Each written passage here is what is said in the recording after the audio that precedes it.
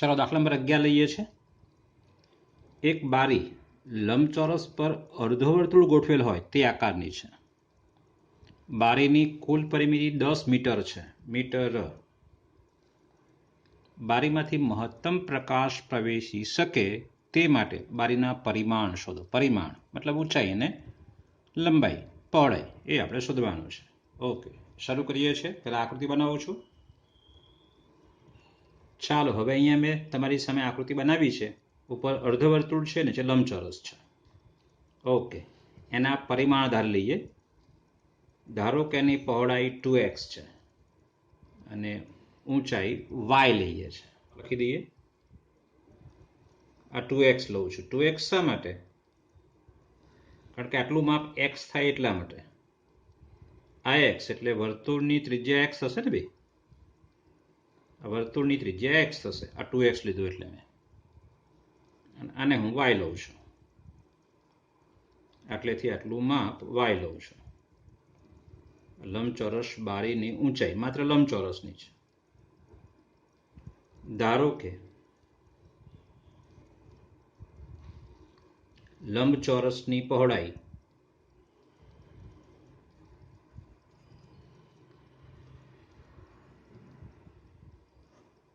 2x metre લઈએ। ચાલો metre, અને ઊંચાઈ y મીટર છે। માટે અર્ધવર્તુળની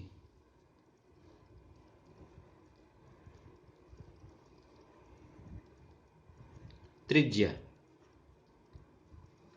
કેટલી થવાની? x। બરાબર છે? ઓકે, હવે આપણને પરિમિતિ 10, બારીની કુલ પરિમિતિ એટલે બહારની બાજુની લંબાઈ। આ રહીએ જોવો જરા, હું ફેરવું છું તે।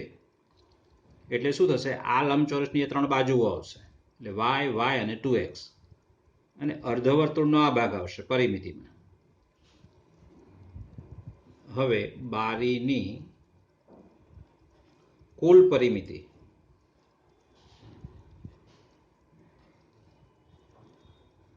બરાબર 10 મીટર છે।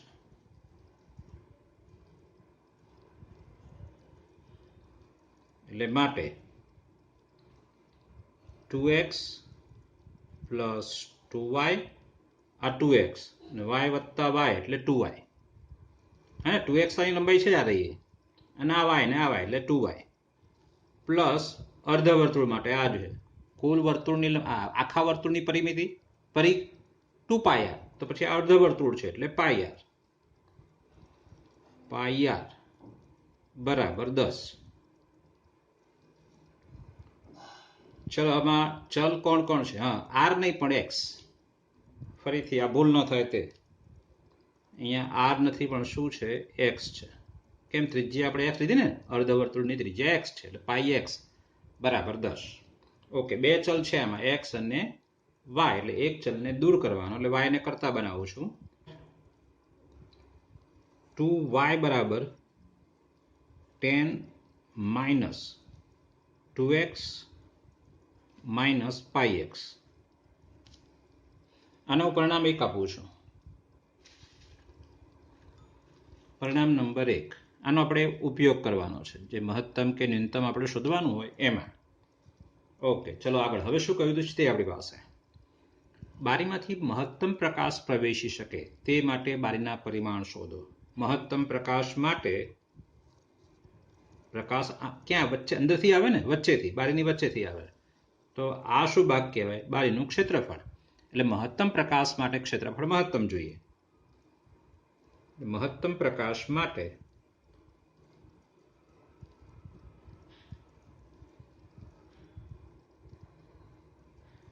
ક્ષેત્રફળ મહત્તમ જોઈએ।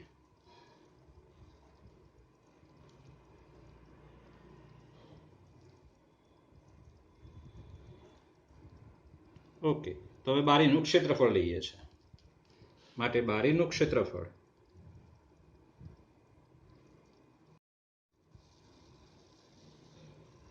બરાબર લંબચોરસનું ક્ષેત્રફળ વત્તા અર્ધવર્તુળનું ક્ષેત્રફળ। એટલે માટે લંબચોરસનું ક્ષેત્રફળ વત્તા અર્ધવર્તુળનું ક્ષેત્રફળ. તમારે શબ્દો પૂરા લખવાના છે, લંબ નથી લખવાનો, લંબચોરસ લખવાનું છે. ચલો ઇઝ ઇક્વલ ટુ લંબચોરસનું લંબાઈ ગુણ્યા પહોળાઈ એટલે 2x ગુણ્યા y, અર્ધવર્તુળનું ક્ષેત્રફળ એટલે પાઈ આર સ્ક્વેર, પણ આર નથી, અહીંયા x છે એટલે પાઈ એક્સ સ્ક્વેર ભાગ્યા 2, પાઈ એક્સ સ્ક્વેર ભાગ્યા 2. ઓકે, આમાં x છે અને y છે, બે ચલ છે ને, તો y ને દૂર કરીએ છીએ. y ને દૂર કરવા 2y લઈશું અહીંથી એટલે બરાબર 2 અને y એટલે x પડ્યો રહેશે અહીંયા, હે ને. 2y બરાબર શું આવશે? 10 minus 2x minus pi x plus 1/2 પાઈ એક્સ સ્ક્વેર, આ જે છે તે. ચલો x ને ગુણ દઉં છું અંદર એટલે આ થશે 10x minus 2x square minus pi x square plus 1/2 પાઈ એક્સ સ્ક્વેર. છેલ્લા બે સજાતીય એટલે ભેગા થઈ જશે એટલે બરાબર 10x માઇનસ 2x સ્ક્વેર. આ અડધો પ્લસ છે ને આખો માઇનસ છે એટલે માઇનસ અડધો રહેશે એટલે 1/2 પાઈ એક્સ સ્ક્વેર. ધારો કે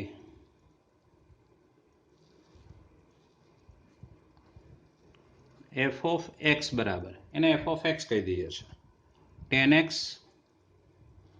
માઇનસ 2x સ્ક્વેર માઇનસ 1/2 પાઈ એક્સ સ્ક્વેર. બરાબર છે. ઓકે, આનું કરીએ છીએ વિકલન હવે.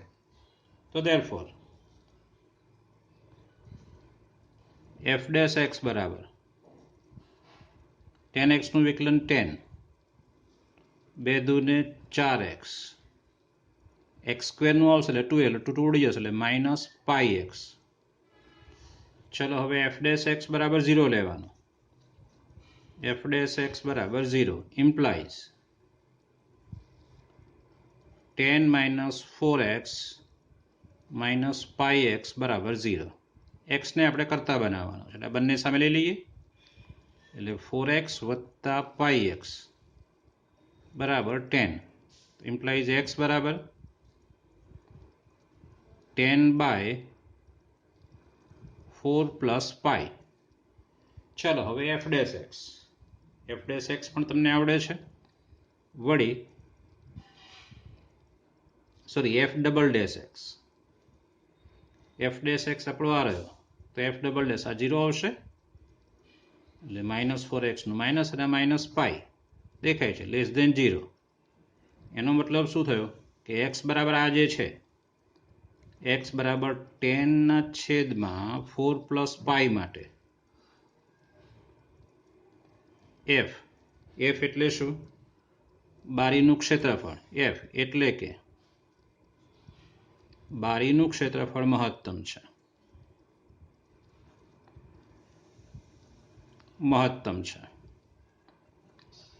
ચલો માટે પરિમાણ એટલે પહોળાઈ બરાબર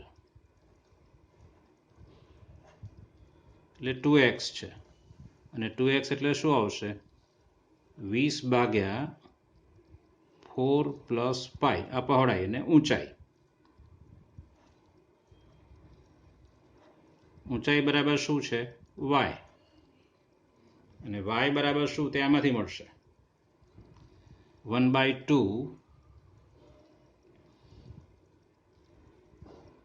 10 minus 2x minus pi x. ચલો ઇઝ ઇક્વલ ટુ 2x ની અને પાઈ એક્સ ની કિંમતો મૂકી દઈએ આપણે અને સરવાળો આપી દઈએ પછી એમાં એટલે 1/2 10 2x એટલે શું તો 20/4 પ્લસ પાઈ અને પાઈ એક્સ બરાબર શું એટલે 10 પાઈ થશે ને, માઇનસ 10 પાઈ ભાગ્યા 4 પ્લસ પાઈ. ચલો 4 પ્લસ પાઈ 10 સાથે ગુણાશે ઇઝ ઇક્વલ ટુ 1/2 અહીંયા ગુણાશે એટલે 40 વત્તા 10 પાઈ માઇનસ 20 માઇનસ 10 પાઈ લસા લીધો મેં ભાગ્યા 4 પ્લસ પાઈ. ચલો અહીંયા દેખાય છે હવે 10 પાઈ ગયા 40 માઇનસ 20 એટલે 20 રહ્યા અને ભાગ્યા 2 છે અહીંયા એટલે 10 રહ્યા એટલે સીધો જવાબ લખી દઉં છું બરાબર 10 ભાગ્યા 4 પ્લસ પાઈ ઊંચાઈ બરાબર. સમજાઈ ગયું એમાં? ઓકે. ચાલો દાખલા નંબર 12 લઈએ છે. કાટકોણ ત્રિકોણના કર્ણ પરના એક બિંદુના કાટખૂણો બનાવતી બાજુઓથી લંબ અંતર a તથા b છે.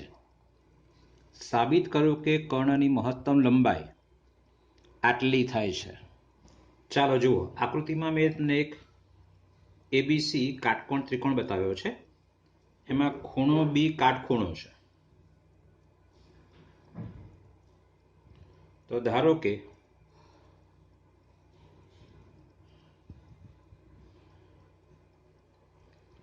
ત્રિકોણ એબીસીમાં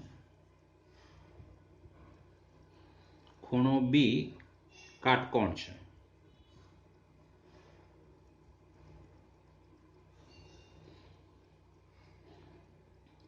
હવે આના પર એક બિંદુ પી લઈએ છે. કર્ણ પર એક બિંદુ પી લઈએ. ધારો કે અહીંયા બિંદુ પી છે. શું કહ્યું છે? કર્ણ પરના એક બિંદુના કાટખૂણો બનાવતી બાજુઓથી લંબ અંતર. કાટખૂણો કોણ બનાવે છે? બી અને બીસી. એ બાજુઓથી પી ના લંબ અંતર અનુક્રમે એ તથા બી છે. એટલે પી થી એ બી નું અંતર આપણે એ લઈએ અને પી થી બીસી નું અંતર બી લઈએ.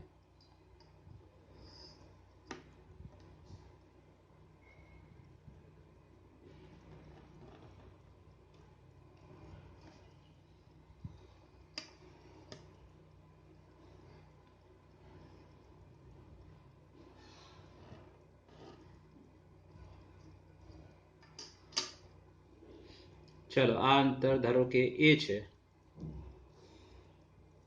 અને આ અંતર બી છે. અહીંયા હું લંબપાદ એમ લઉં છું, અહીંયા લંબપાદ એન લઉં છું. તો આ કાટખૂણો થશે. એ પ્રકારે આ પણ કાટખૂણો થશે. આ બી છે. ચલો લખી લઈએ તે પણ. ધારો કે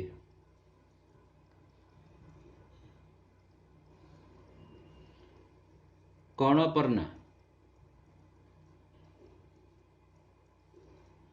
બિંદુ પી થી રેખાખંડ AB અને રેખાખંડ BC ના અંતર અનુક્રમે સ્મોલ a અને b છે.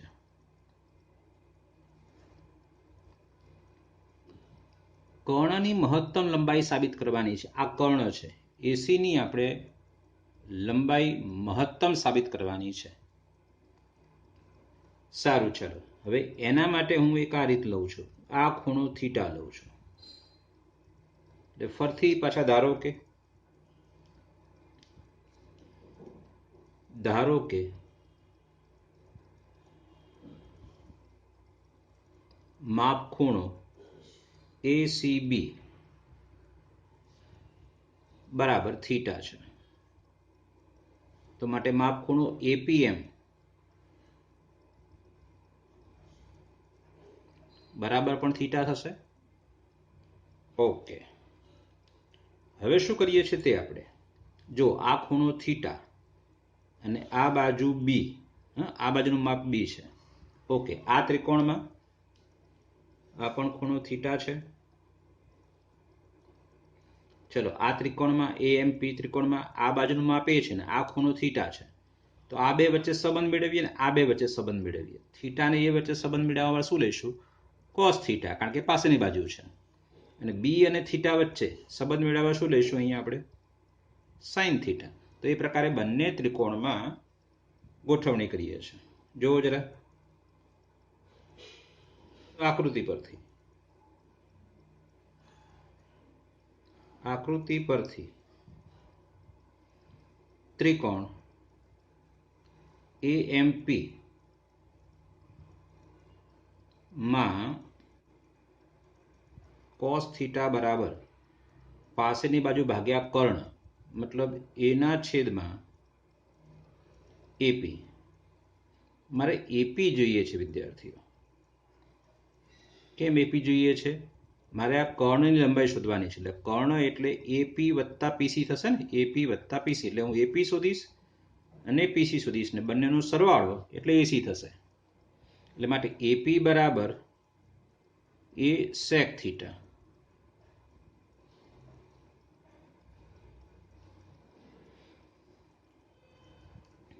બીજો ત્રિકોણ, આ ત્રિકોણ લઈએ છે, ત્રિકોણ PNC માં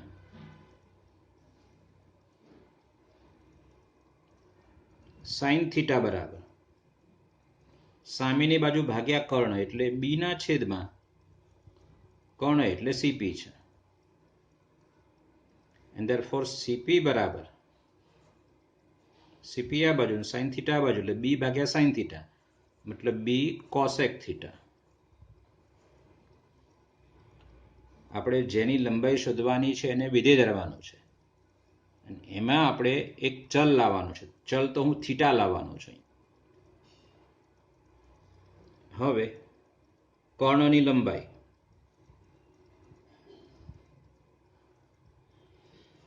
કર્ણની લંબાઈ બરાબર શું? AC. AC એટલે આ બે ટુકડાનો સરવાળો AP વત્તા CP, AP plus CP.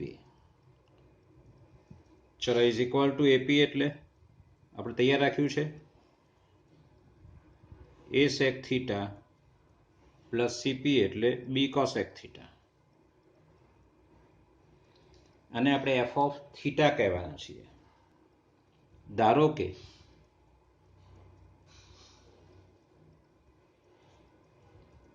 f of theta બરાબર A sec theta plus B cosec theta. અને f of થીટા કેમ ધાર્યો? કારણ કે મહત્તમ, કર્ણની મહત્તમ, જે મહત્તમ કે ન્યૂનતમ બતાવવાનું હોય એને આપણે f વિધેય ધારીએ છીએ. યાદ કરો. ચલો હવે એનું વિકલન. therefore f ડેશ થીટા બરાબર, એ તો અચળ છે, સેકનું વિકલન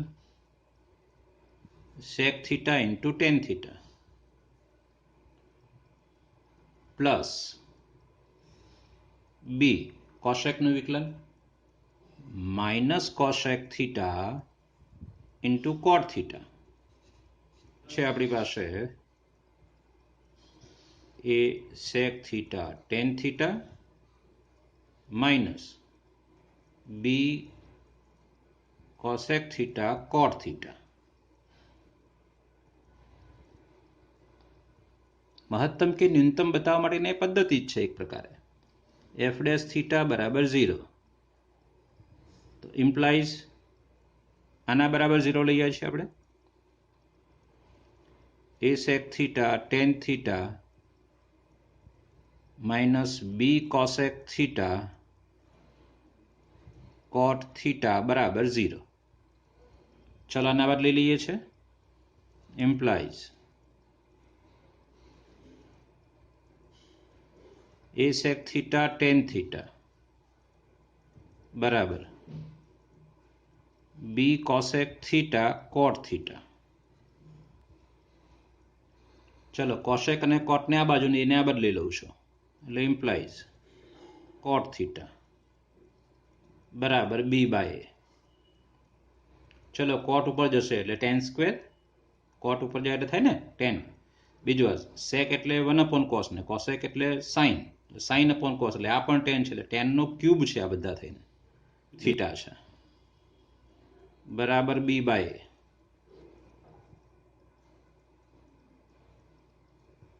B બાય A એની 1/3 ઘાત therefore theta બરાબર tan inverse b by a ની 1/3 ઓકે વળી હવે f ડબલ ડેશ થીટા મેળવવાનો આપણે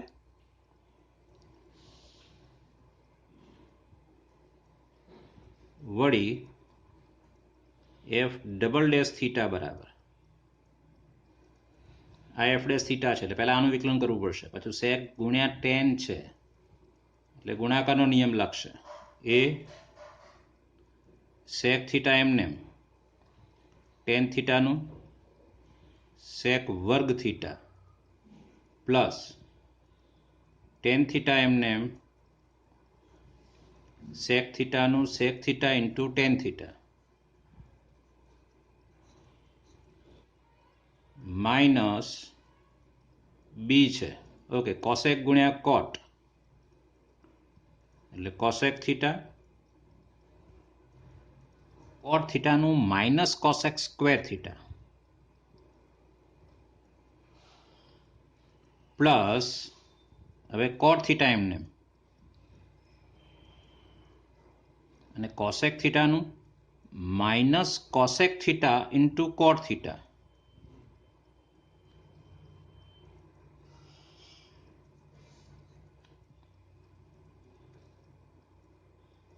એ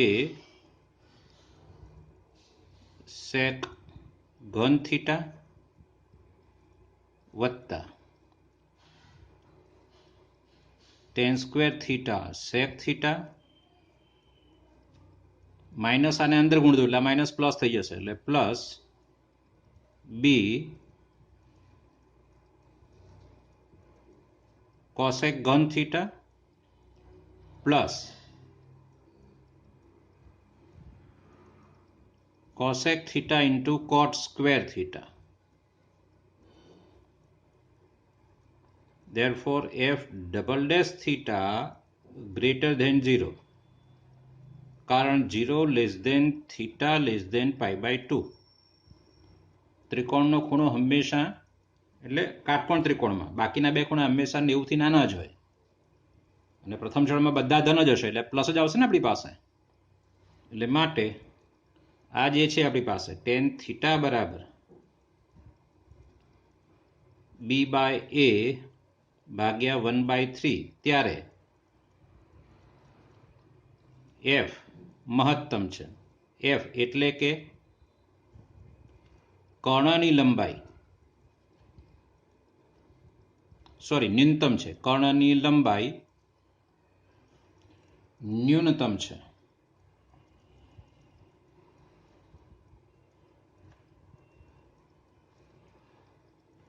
અહીંયા મહત્તમ નહીં પણ ન્યૂનતમ આવશે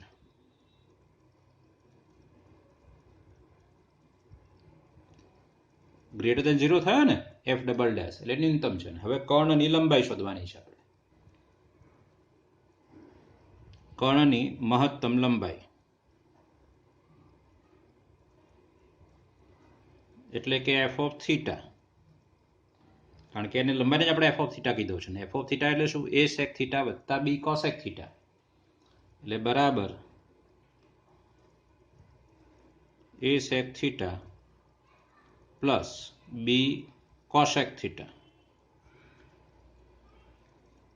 ચલો ઇઝ ઇક્વલ ટુ હવે સેકને અને કોસેકને બંનેને આપણે ટેનમાં ફેરવીએ કારણ કે ટેનનું મૂલ્ય છે આપણું અને ટેન થીટાનું મૂલ્ય શેમાં છે બી બાય એમાં છે બરાબર જુઓ તો અહીંયા આ રીતે કરી શકીશું A under root sec square theta વત્તા B under root cosec square theta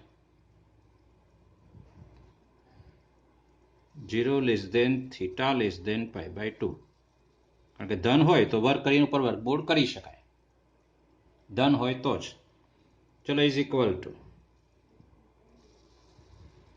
એ અંડર રૂટ અને બી અંડર રૂટ કોસેક સ્ક્વેર એટલે 1 પ્લસ કોટ સ્ક્વેર થીટા ચલો બરાબર હવે બંનેની કિંમતો મૂકીએ છીએ 1 પ્લસ ટેન થીટા એટલે બી બાય એ 1/3 ઘાત છે પણ એ સ્ક્વેર છે એટલે 2/3 ઘાત થશે એટલે બીના છેદમાં એ એની 2/3 plus B under root 1 plus cot theta એટલે ટેનનો વ્યસ્ત એટલે બી બાય એ છે એના બદલે a બાય બી લેશું અહીંયા. એટલે એના છેદમાં બી એની 2/3 એ વર્ગમૂળમાં આ બીની 2/3 અને એની 2/3 એટલે એની 2/3 વત્તા બીની 2/3 છેદમાં એની 2/3 એટલે અહીંયા એ અંડર રૂટ એની 2/3 બીની 2/3 ને ભાગ્યા એની 1/3 રહેશે.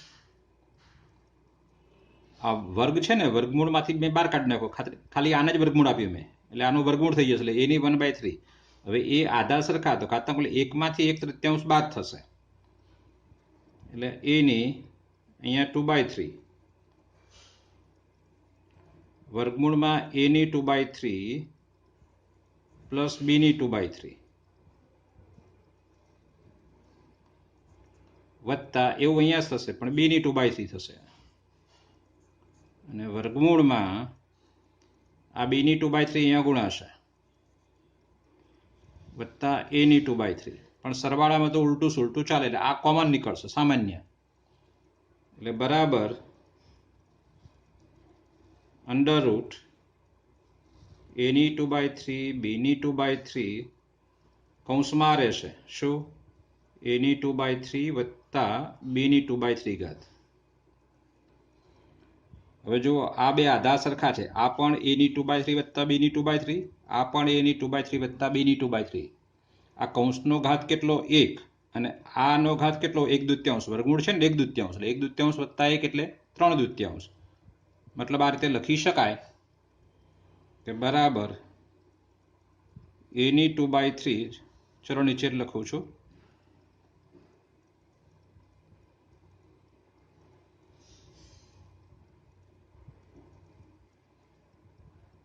એટલે બરાબર એની 2/3 પ્લસ બીની 2/3 એની 3/2 આની 1 અને આની અડધી ઘાત એટલે 3/2 દોઢ ઘાત બરાબર છે.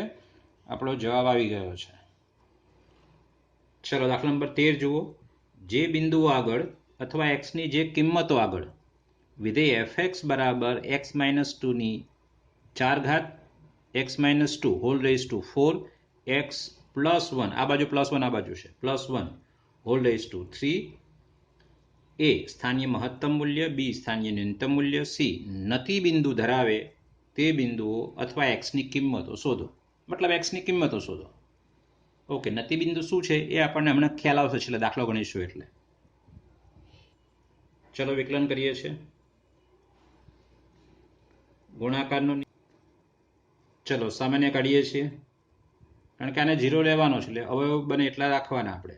સામાન્યમાં x-2 ની 4 ઘાત x-2 ની 3 ઘાત છે 3 ઘાત 12 આવશે. x-2 નો ઘન 12 પછી x+1 નો હોલ સ્ક્વેર ને x+1 નો ઘન એટલે x+1 નો હોલ સ્ક્વેર સામાન્ય. ચલો કૌંસમાં એક આ 3 બાકી છે અને 4 ઘાતમાંથી 1 ઘાત બાકી છે એટલે x-2 બાકી છે પ્લસ 4 x+1 નો ઘન છે x+1 નો સ્ક્વેર બહાર આવ્યો એટલે અહીંયા x+1 ચલો ઇઝ ઇક્વલ ટુ x-2 નો ઘન x+1 નો સ્ક્વેર આ 3x -3 દુ 6 વત્તા 4x વત્તા 4 4 ને અંદર ગુણ્યા છે એટલે ઇઝ ઇક્વલ ટુ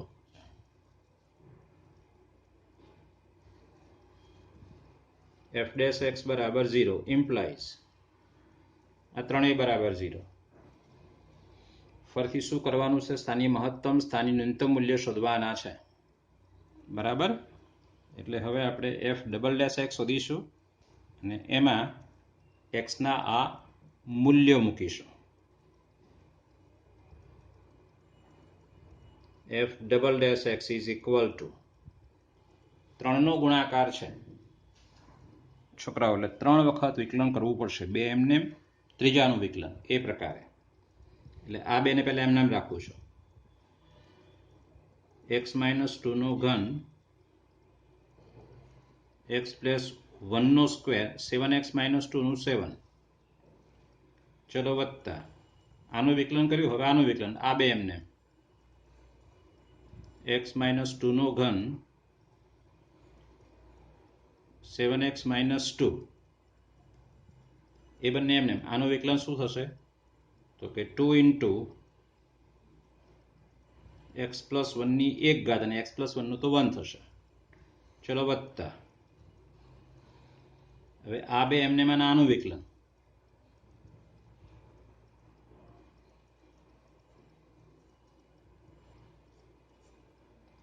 આનું વિકલન છે 3x - 2નો whole square.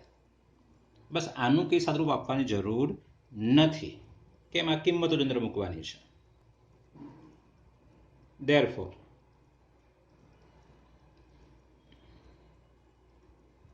f double dash પહેલા 2 લખીએ તો જો અહીંયા તમે 2 લખશો એટલે આ પદ 0, અહીંયા 2 લખશો એટલે આ પદ 0, અને આમાં પણ છે જો x - 2 વાળું પદ, એટલે આ બધું 0. એટલે f ડબલ ડેશ 0 થયો. મતલબ શું થયું કે અહીંયા દ્વિતીય વિકલિત કસોટી નિષ્ફળ જાય છે. કેમ? કારણ કે કાં તો આ ધન થવું જોઈએ અથવા ઋણ થવું જોઈએ. ધન હોય તો સ્થાનીય ન્યૂનતમ છે અને ઋણ હોય તો સ્થાનીય મહત્તમ છે. આ તો 0 આવ્યો છે, એટલે અહીંયા દ્વિતીય વિકલિત કસોટી નિષ્ફળ જાય છે. ઓકે, બીજું લઈએ છે f double dash -1 is equal two, ચલો આ 0 થશે, x ની જગ્યાએ -1, એટલે આમાં છે -1, આ રહ્યો x + 1 આ રહ્યો, એટલે ત્યાં -1 એટલે 0, આ પણ 0, એટલે આ પણ 0 આવશે. f double dash 2/7 is equal two, મતલબ 7x - 2 આવ્યો છે ને રહ્યો, એટલે 7x - 2 આમાં છે, એટલે આ 0 થશે, અને 7x - 2 આ 0 થશે. આ 0 નહીં થાય, એટલે એ કિંમત આવશે. એટલે અહીંયા 2/7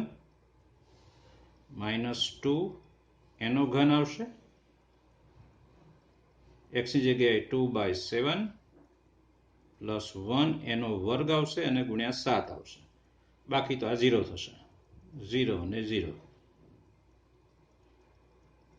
હવે જુઓ જરા, 7 દુ 14, -2 એટલે -12નો ઘન આવશે, એટલે માઇનસ ઉપર ઘન છે ને, એટલે -12 આવશે આમાંથી. 7 દુ 14 એટલે -14 + 2 એટલે -12 લખ્યો, એટલે 12/7 એનો ઘન, અને આ છે 7 × 1 7 અને 2 9 એનો વર્ગ ગુણ્યા 7. આ કિંમતની જરૂર નથી, માત્ર ચિહ્નની જરૂર છે. આ લેસ ધેન 0 થયો, એટલે આમાં આપણે સફળ થયા કે લેસ ધેન 0 થયો, એટલે x = 2/7 આગળ સ્થાનીય મહત્તમ મૂલ્ય છે. એટલે માટે x = 2/7 આગળ f ને સ્થાનીય મહત્તમ મૂલ્ય છે.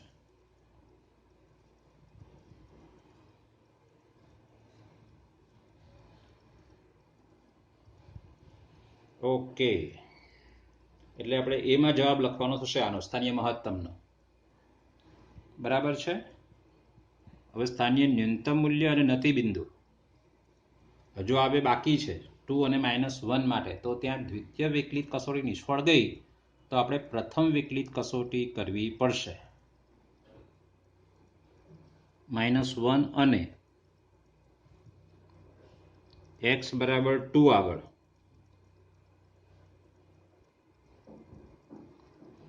દ્વિતીય વિકલિત કસોટી નિષ્ફળ જાય છે.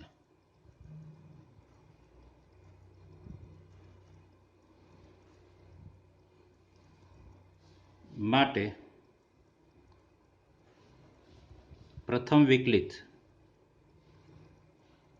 કસોટી કરીએ.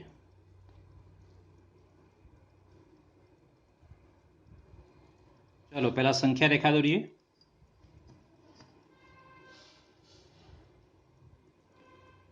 ચલો x બરાબર -1 માટે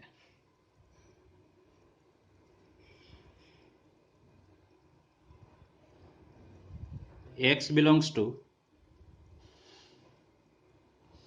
-1 - h થી માઇનસ. ચલો f ડેશ x ધન છે કે ઋણ એ બતાવવાનું છે આપણે. તો અહીંયા જુઓ જરા, x ની કિંમત તમે માઇનસથી નાની મૂકશો ઋણ, તો ઋણ જ આવવાનો, ઘન ઋણ જ આવવાનો છે.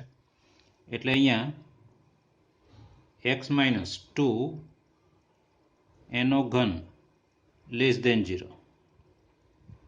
x + 1 નો હોલ સ્ક્વેર સ્ક્વેર છે એટલે ધન જ આવશે ને. x + 1 નો હોલ સ્ક્વેર ધન આવશે. અને 7x - 2 એટલે x ની જગ્યાએ માઇનસ મૂકો એટલે i માઇનસ અને i માઇનસ એટલે ઋણ જ આવશે. એટલે અહીંયા આવશે 7x - 2 લેસ દેન 0. ઋણ ગુણ્યા ઋણ, ધન અને ગુણ્યા ધન છે એટલે f ડેશ x અહીંયા ગ્રેટર દેન 0.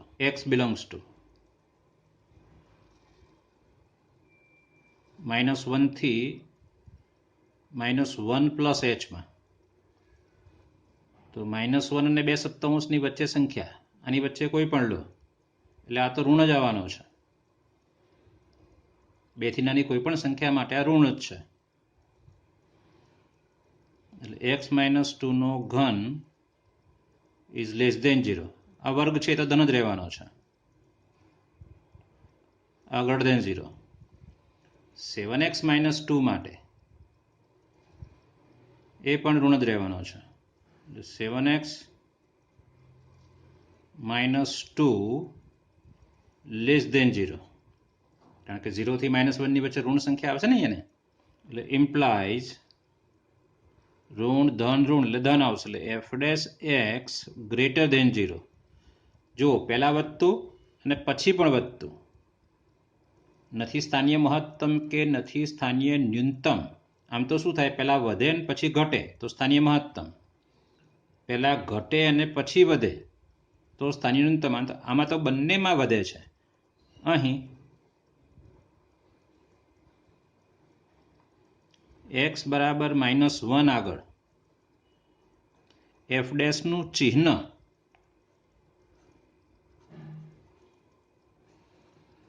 બદલાતું નથી. એટલે માટે x બરાબર -1 એ f નું નતિ બિંદુ છે.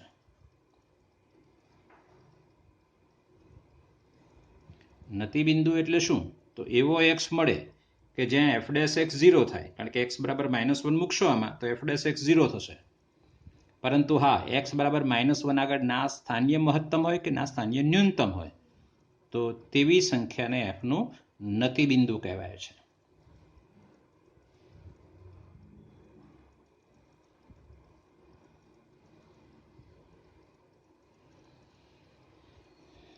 x belongs to 2 - h થી 2 implies x then 2. અને અહીંયા લેશો તમે તો આ બંને કરતાં મોટો આવશે. અને x greater than -1, x greater than 2/7. અહીંયા લેવાનો છે આપણે 2 થી આ બાજુ, પણ h ખૂબ જ નાનો એટલે આટલા અંતરાલમાં લેવાનો છે. એટલે આ બાજુ તો 1 કરતાં મોટો થાય ને, 2/7 કરતાં ખાલી 2 કરતાં જ નાનો. એટલે તમે આવું લખી શકો, ઇમ્પ્લાઇઝ x - 2 લેસ દેન 0. આ બંને આ બદલાવો એટલે x + 1 ગ્રેટર દેન 0. આ 7x અને -2 એટલે 7x - 2 એ પણ ધન આવશે. એટલે 7x - 2 ધન, x + 1 પણ ધન. આ એક ઋણ છે એટલે આખો ગુણાકાર ઋણ આવશે. તમે ડાયરેક્ટ આ રીતે લખી શકો f dash x less than 0. ચલો બીજા ભાગમાં જો આ નતિબિંદુ નથી, પહેલા ઘટતું વિધેય છે ને પછી વધતું વિધેય છે, એટલે ઘટતું એટલે આ તરફ આવે છે નીચે તરફ અને પછી ઉપર તરફ જાય છે, એટલે તમે શું કહેશો અહીંયા સ્થાનીય ન્યૂનતમ, એટલે x બરાબર 2 આગળ સ્થાનીય ન્યૂનતમ મૂલ્ય છે.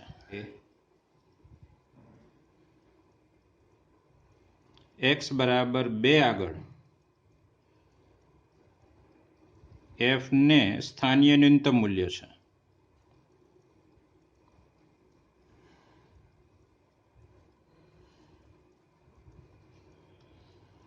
બરાબર, એટલે 3 મળી ગયું. આ નથી બિંદુ મળી ગયું. x બરાબર -1 આગળ f નથી બિંદુ છે, પછી x બરાબર 2/7 આગળ f ને સ્થાનીય મહત્તમ છે અને x બરાબર 2 આગળ f ને સ્થાનીય ન્યૂનતમ મૂલ્ય છે. એટલે પૂરું થઈ ગયું. તમારે a b c લખી દેવાનો, ખાલી માત્ર એટલું જ. a તો x બરાબર 2/7 આગળ f ને સ્થાનીય ન્યૂનતમ મૂલ્ય છે. b x બરાબર 2 આગળ f ને સ્થાનીય ન્યૂનતમ મૂલ્ય છે અને c x બરાબર -1 આગળ f ને નથી બિંદુ છે.